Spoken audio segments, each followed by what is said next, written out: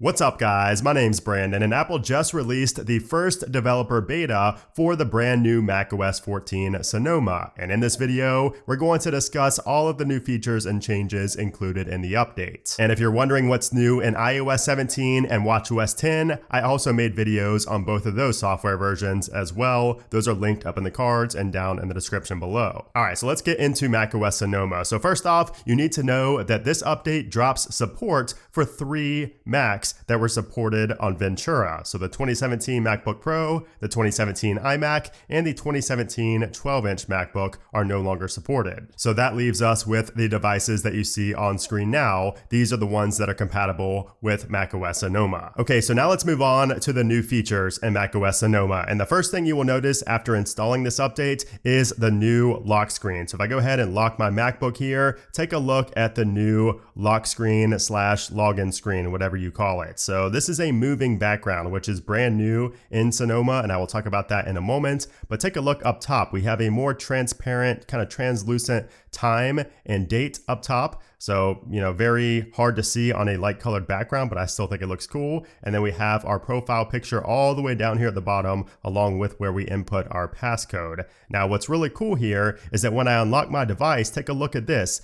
The background continues moving and then it kind of comes to a slow halt and creates your still wallpaper. That is awesome. If you go into your settings and go down to wallpaper, you will see that we have a bunch of them here. So under landscape, we have 6 different ones. Under cityscape, we have 5. Underwater, and we have earth as well. So all of these are in there. Now you do have to download these, so it does take a while since they are very high res, high quality videos, but here is a look at the Hawaii one and what that looks like. You can see the clock is a little bit more, clear on this one, so it's just going to depend on your background, but really cool. And I'll unlock my device and you can see how it kind of comes to a halt and creates my still wallpaper. We do also have the macOS Sonoma wallpaper here as well, and this does have a light and a dark mode. And if we go down a little bit further under pictures, we have the new wallpapers for the MacBook Air, the 15-inch MacBook Air promotional images here. So we have purple, green, yellow, and blue to choose from. Something else that's pretty subtle is that the dock menu items here, the applications, are more round than they were on macOS Ventura. It's very slight, but you will see a difference in the roundness. And the same goes with the Spotlight search. So if you pull up Spotlight search, you will notice that this has a more rounded look to it than previous versions. All right, so I can't go any further without talking about what you see on the screen right here, which are widgets. So yes, we now have widgets on macOS. And if you watched my live stream where I was reacting to the software, I said I don't care about widgets on the Mac. I did not think I was going to like them at all, but I'm gonna eat my words because I actually love having widgets on the home screen of my Mac, on the desktop version of my Mac. Now you can move these pretty much anywhere you want, and you can also get them to align. If you kind of hold it in place right here, you will see they align. Now you might be wondering, how do I have this Tesla one here? Well, that's because with continuity, you can actually add iPhone widgets to the Mac, even if you don't have the application installed on your Mac. So we're gonna right click right here and then go to Edit Widgets. And this is where you will see the pane down here at the bottom, which it looks kind of weird popping up from the bottom like that, but it is beta 1, it could change. And you will see all the widgets that you can add right here, and you will notice that you have a lot of them that are on your iPhone just by default, like Instagram and some of these applications that just are not even available on the Mac. And if we want to add one, so for instance weather, I'll tap on weather and I'll add this big one right here, so a big weather. And what's really cool about this, something that you can't do, that you cannot do on the iPhone or the iPad, is if you right click on this, you can change the size. So you can now change the size of the widget without completely deleting the widget and replacing it, which I love. I wish that we had that on the iPhone and on the iPad. And when you have an application opened, you will notice that the widgets fade. They turn to this gray color. That way they don't kind of distract you from what you're doing. You also have some settings for these widgets. So if you go into your settings and go to desktop and dock and then scroll down until you see widgets, you have widget style. So you can turn that on automatic, which is where it goes into that monochrome mode when you're not on the desktop, but you can change it to be monochrome all the time. So even when you go to the desktop, they stay that monochrome color, or you have the ability to choose full color. So that way, even when you are not on the desktop, they remain at their full color and they don't fade to that gray monochrome. And then of course you have the use iPhone widgets toggle. So if you want to turn that on or off, you can, and you can choose which iPhone you want to use to pull the widgets from. Now, a feature that's pretty controversial, but I love, is the fact that when you go to an application and you can see your home screen, your desktop, if you click on the desktop, it will hide that screen. It will hide that application. And if you want to get back to it, you kind of just go up here to the top and tap on it again. So like, I guess this is for a quick and easy way to access the widgets. I guess that's like the main thing that it's being used for. Now, some people don't like that. I think it's pretty cool because I don't click outside of my application unless I want to go to like the desktop or, go to another application. But if you don't like this, you can turn this off. So if you go into your settings and go down to desktop and dock, and then go down to desktop, and you will see click wallpaper to show desktop items. So you could turn this on, or you can do only in Stage Manager. So this is kind of like a Stage Manager like feature, but you can have it enabled without having Stage Manager on. But if you want to enable this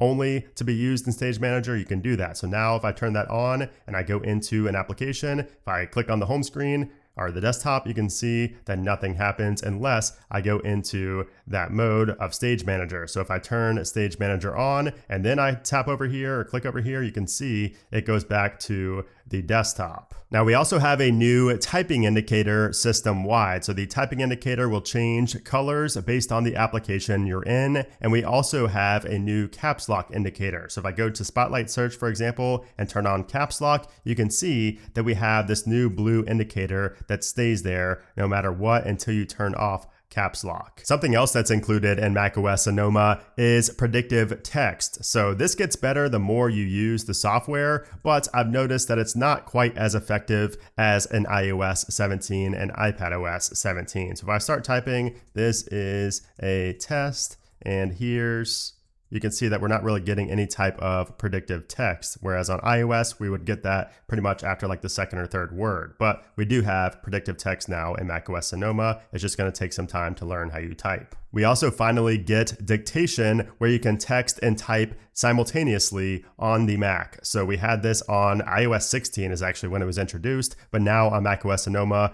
that is here. So if we dictate, and let's just go ahead and start this. This is a dictation test.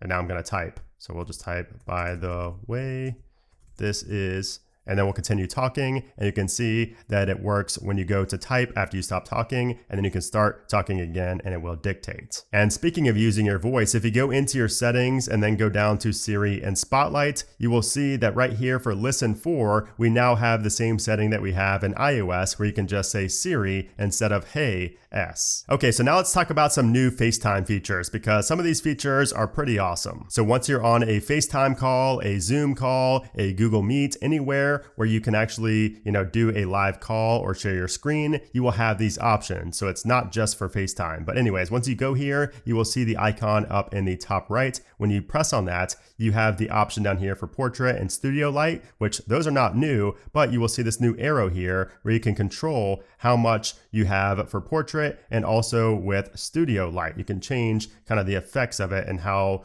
dramatic or how faint that effect is. And then down below that, you have reactions. So if you tap on reactions and you go to the little arrow icon, you will see that you have hearts that you can do. You have the thumbs up, which by the way, these are also gesture based. So if I put up like a thumbs up like this, it will detect that and it will automatically do an AR version of that thumbs up, which is pretty neat. And it works for the heart as well. So people made fun of me for making the heart in my iOS 17 video. So I'll try it again here and see if that works. I just don't know how to make a really good heart with my hands, but you get the point. It will create an augmented reality version of whatever you're trying to do with your hand via hand gestures. Now what I'm going to do is go into the Zoom application so I can show you the new presenter overlay feature, which is really awesome. So we're going to join a meeting. All right, so we are now in a Zoom meeting, and you can see up top we have those effects right here as well. It's not just for FaceTime like I mentioned. And if we go to share screen and we share our desktop, that menu bar has now turned purple. And if we go to that, you can see that we have presenter overlay. So if that's off, nothing will change. But if we go to small, you will notice how it puts me down in the bottom left-hand corner, and you can move this around as well. So if you want to put it in another corner or right in the middle, you can do that, and that is what other people will see. They'll be able to see you and your display at the same time.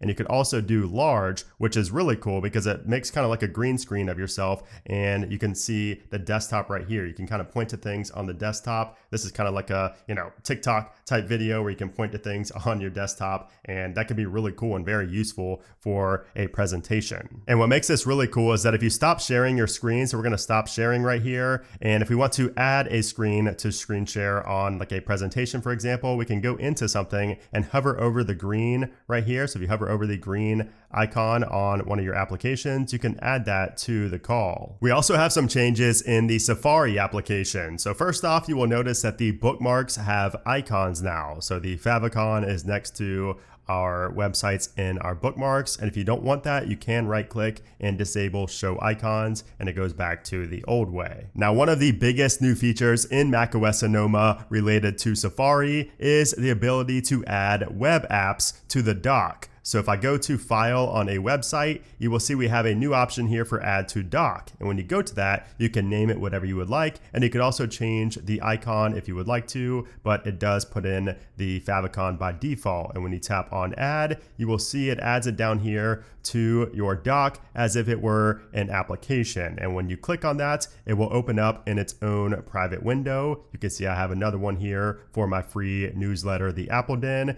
and you can see it opens up in its own little window, which is pretty neat. I like this feature. Another big feature in macOS Sonoma and Safari is the addition of profiles. And what this does is it allows you to keep your browsing separated. So it says you may want to set up a profile for work and for school. And what this does is it keeps your Safari extensions, your history, your cookies, all of that separated from the rest of your browsing. So if you click on new profile, you can name your profile, you can choose an icon. You can also choose if the favorites should use an existing folder or if you want to create a new bookmarks folder. Apple also claims that Safari is faster than ever with macOS Sonoma and Safari 17, and the web results are also better. So you can see if I search for like the heat, for example, if you search for scores, it will show you a live score if it's going on. If not, it will show you the times right there. So a little bit more rich results when searching. I've also noticed that it's just more accurate and relevant in general based on what I search. Now there's a big change to private browsing in macOS Sonoma, just like we have on iOS 17. So you can see that when I go to open a private page, a private browsing page here, if I go to incognito mode, I cannot go in there unless I add my fingerprint or put in my passwords. I'm going to go ahead and do that. And you can see we have a new section here that says private browsing. So not only do you have a password protected incognito mode, but they also block known trackers and remove tracking from URLs. So it's a little bit better with the kind of privacy you get while private browsing in Safari 17. If we go into our Safari settings and go to tabs, you can see that we have a new option here that says automatically close tabs. So you can now automatically close tabs after a day, a week, or after a month, or you could just keep it on manually. In the passwords section, we have password options. If you go into that, it's going to allow you to clean up verification codes. So this is a big feature on iOS 17, but what this does is it automatically deletes verification codes and messages and mail after inserting with autofill. Definitely a feature I think everybody should have enabled. And right below that is family passwords. This allows you to share passwords and passkeys with your family or loved ones. When you click on Get Started, it shows you kind of how this works. Heading over to the privacy tab, we have the ability to turn off Require Touch ID to view locked tabs, which is in private browsing. There's a new developer settings panel right here, and then right next to that is feature flags, and this replaces the experimental features section of the develop menu. Also new in Safari 17 and macOS Sonoma is JPEG XL. So this is a new image format that will be coming with the new version of Safari. And if you go down, we can see that we also now have support for HEIC images, which is what we take with the iPhone when you are trying to save data. So HEIC are now supported in Safari. There's also a change to the text cursor color, which I did mention briefly earlier. We also have a change to live text. So Safari 17 adds support for vertical text recognition in images and videos. Apple Pay now works in third-party iframes by using the allow payment attribute. we have some changes to lockdown mode. So all of these have been added to lockdown mode, and we have some changes to Safari extensions as well. Also included in macOS Sonoma is game mode. So Apple seems to be focusing on gaming more heavily than they have in years past, and they announced several big name titles coming to the Mac later this year. So you can see some of them are mentioned right here. So Apple is focusing on gaming, and this new game mode is going to be pretty awesome. So you can see what it does is it automatically gives maximum CPU and GPU priority to the game by lowering usage for other background tasks. But the best part about this is that it dramatically reduces latency with wireless accessories like AirPods and your favorite controllers. So that should be, giving us zero audio lag or any type of lag with a controller. And to add on to that game mode, we can also now disable pointer acceleration. This is huge if you use a keyboard and mouse for gaming, because this prevents your mouse from accelerating so fast and kind of just allows you for more precision, which is a great feature for especially FPS games. In the Photos application, if you go to your albums on the left-hand side, you will see that people is now people and pets. So this includes pets now with your people, which is nice. Visual Lookup can also find similar recipes when it detects food, and you can tell it detects food with this little icon up here on the top right. If you click on that, it will show about the image, and then it will show you what it thinks could be a similar recipe to what it has detected. The weather application has a couple of new changes. So the wind now has a much bigger section here, and it shows the average wind speed along with the gusts. And then down here we have the moon statistics. So you can see illumination, next moonrise, and next full moon. And if you click on that, you get even more details about it. Down in the bottom right, it shows the average temperature compared to what the current temperature is, if it's above or below average. And you can click on that to see more details. And if you go into the precipitation map, you can change this to have a wind map as well. So there's just an additional option there for how you see that map. The Mail application now shows travel-related emails at the top of your search results as your trip dates approach. I've not had this. I'm not going on a trip soon, so I did not see this, but Apple did mention this as a new feature, along with big emoji being able to be added to your messages. And then as far as reminders go, we do have some changes to reminders as well. So the big one is going to be grocery lists. So if you go to a new list, if you go to add new list, you will see that list type, we now have groceries. And if you click on that and name your list and go to OK, if you start typing in groceries, it will auto categorize them. So let me show you what I mean. And we'll do one last one. We'll just put in Gatorade, and you can kind of see how it categorizes everything by the category, like which aisle you need to go into in the grocery store to get that. Produce, beverages, breads and cereals, sauces. It does a really good job of breaking this down. In the Notes application, we can now fill out PDF forms with ease. So you can sign, you can fill in the blanks where they're needed, and everything straight from the Notes application. You also get a new view here, a new look of PDFs. Messages now gets all of the same features that we see on iOS 17, but what's interesting here is that we do not have the little plus icon to the left of the typing indicator here. So on iOS 17, we have a plus with all of our applications, but that did not carry over to macOS. So we still have that old school applications folder. However, you do get some of the same features like the search filters, you get the catch up and swipe to reply, and you also get that new way to share and view live locations, and of course stickers. How could I forget